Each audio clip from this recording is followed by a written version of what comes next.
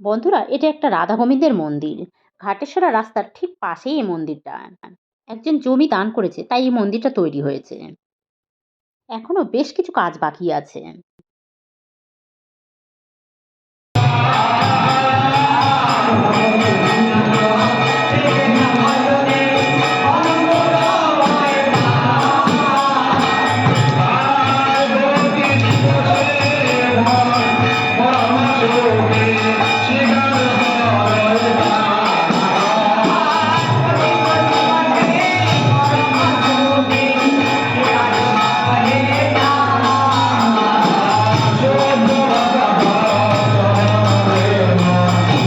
আশেপাশে গ্রামের লোকেরা ফল মিষ্টি নিয়ে এই মন্দিরে আসে, ভাগবত পাঠ শোনে এবং তারপরে প্রসাদ গ্রহণ করে যে যার বাড়ি চলে যায়।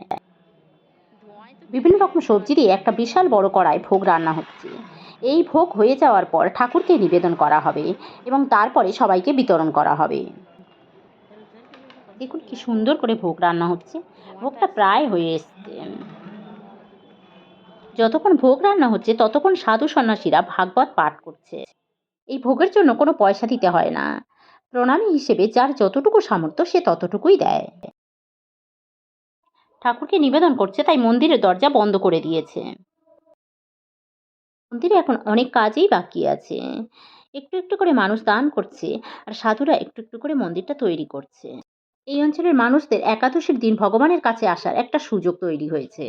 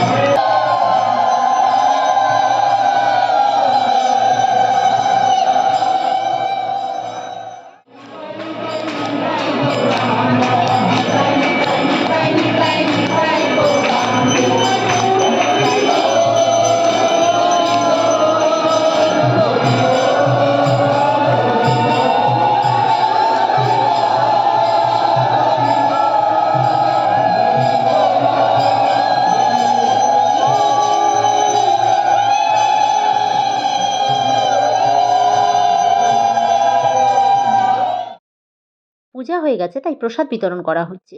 প্রথমে পূজার ফলমূল দিয়ে গেছে, এখন রান্না করা সবজি প্রসাদটা দিচ্ছে। প্রসাদ সত্যিই খুব ভালো হয়েছে। ভগবানের প্রসাদ তো, তাই এর স্বাদই আলাদা। যে যতটা খেতে পারছে তাকে ততটাই দিচ্ছে।